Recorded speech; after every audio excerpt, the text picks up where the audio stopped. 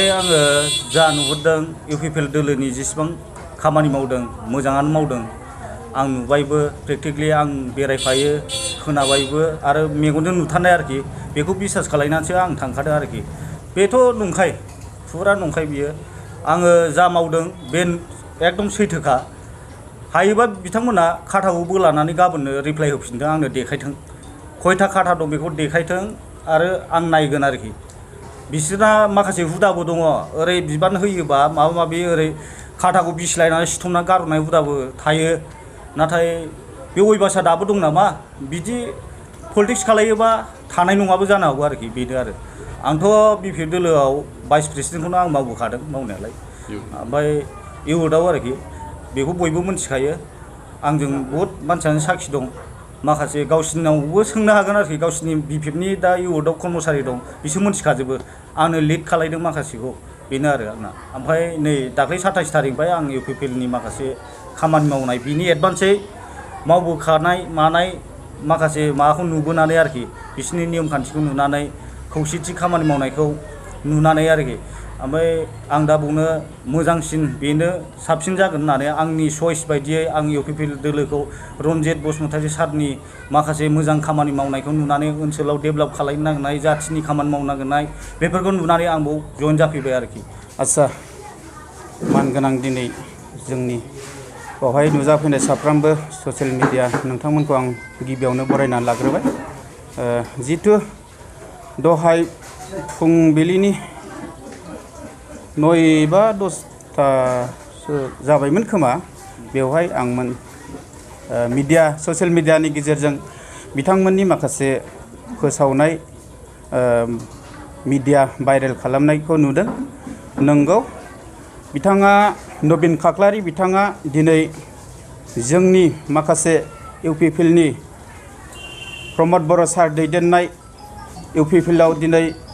जोंहा सार रन्जितआ मोजां खामानि मावनाय बे मोजां खामानि आदर्शखौ मावनायखौ नुनानै बिथाङा जगदान जाहैदों बेवहाय फंनैसो बिथांनि सायाव मोनसे रेगिं खालामदों बिथाङा नंगौ बै समाव आं गोनाङावबो माखासे बिबानगिरिमोन मावबोखादों भाइस प्रेसिडेन्ट हिसाबैनो दंमोन बिथाङाबो दा बिथांमोनहा बिथांखौ नबिन खाख्लारिखौ बेवहाय बिबान गैया होननानै बिथाङा जे बुंदों आरो जायखौ जोंनि सारादि दिनै मोनसे मोजां लामाजों जाथिनि हारिनि मोजां आदर्श खामानि मावलांनो जिथु थांगासिनो दङ रन्जित सारा हारिनि दिनै डेभेलपमेन्ट जातिनि डेभेलपमेन्ट गासिबो उद्देश्यखौ मोजां मोननानै बिथाङा दिनै जोंनि UPPL गोदान सरकार बे परिबर्तन सरकाराव जा प्रमद बर' सार दैदेननाय सरकाराव बिथांमोनहा मोजां खामानि मावनो लासेयावबो दिनै सारमोनखौ नहा नहा नंखाय रावजों दिनै बुहा फोसावदिं मेल खालामबाय थायो दिनै जितु गावसिनि दोला दिनै लोरबां जालांनायखाय दिनै जोंनि बे UPPL दोलोआ मोजां खामानि मावनाय मोजां आदर्शजों खामानि मावनानै दिनै हारिखौ सान्थि परिबेस्थियाव लाबोनो नागिरनायाव बिथांमोनहा जेब्लायबो हेंथा होबोनायखौ नुबोबाय थादों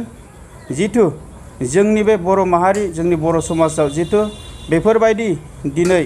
जोंनि सारमोन खामानि मोजां खामानि मावनो लानायखौ जाहाथे बिथांमोनहा हेंथा हेंसि होआलासे जितु गोरोबनानै जाहाथे मोजां खामानि मावलाङो जों बेखौ मोजां लुबैयो दिनै आंबो बै समाव BPFनि जानानै सासे कर्मचारिमोन नंगौ स्वयं आं 17 बोसोर बिथांमोनजों गोरोबफानानै खामानि मावसेयावबो दिनै जोंखौ जेबो लामा देखायाखै आरो जेबो मोनमोनथाय बेफोरखौ जोंनो आदर्श जेबो बिथांमोनहा राहा होआखै जायनि फलाव जोङो दिनै गोदान सरकारजों मोजां आदर्श मावलांनो होननानै जाथिनि हारिनि डेभेलपमेन्ट खालामलांनो होननानै जों दिनै जिउयै माहामै सारमोनजों गोजोमनानै जोंनि बे गोदान सरकाराव सान्थि परिबेस्थिजों लोब्बा लानानै गोथार गोसोजों जोङो UPPL दोलोखौ जों जेब्लायबो जयजुक्त खालामलांगोन आरो जेब्लायसिम जों थागोन अब्लासिम जोङो जोंनि बे UPPL दोलोखौ जों गोग्गानाय लानानै जों खामानिखौ मावलांबाय थागोन बे समाव जोंजोंनो लेंहरजानाय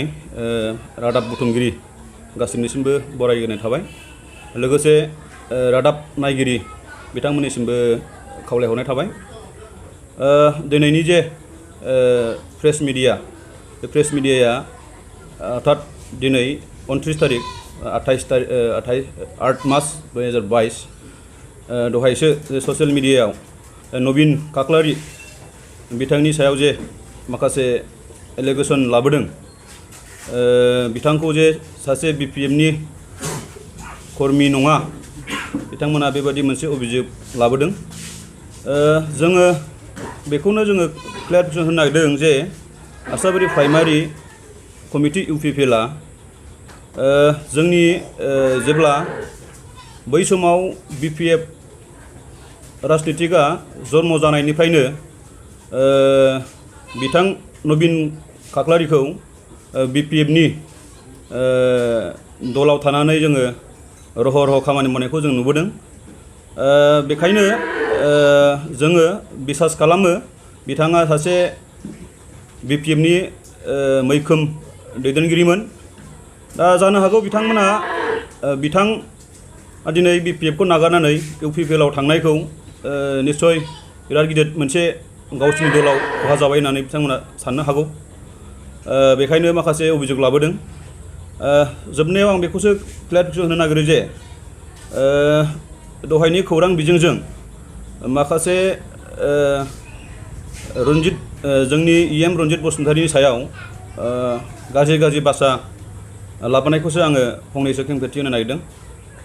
जे जोंनि रन्जित बसुमतारीखौ गाज्रि जे बाथ्रा बुंनाय, बेयो गासिबो मोनसे गावसिनि गिनाय भाबजों बाथ्रा बुंनाय।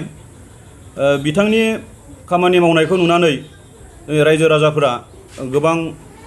UPPLखौ मदद होनो थांगासिनो दङ। बिथांमोननि माखासे जे आदर्श, बिथांनि जे अननाय, बिथांनि जे मावनाय, रायजो राजाफ्रा बेखौ बिसास खालामनानै दिनै बिथांमोननि दैदेनगिरिफ्रा साफा गुगागासिनो दङ। फोरमायहरनो नागिरो जे आसाबारि एरियायाव माने BPF होननाया खुनु BPFनि सापर्टारफोरा थानाय नंला। BPF हिसाबै जिर' जाहैसिगोन, बेखौ जोङो नुहुरगासिनो दङ आरो जों बेखौ सानसे साननैनि उनाव जोङो देखायगोन।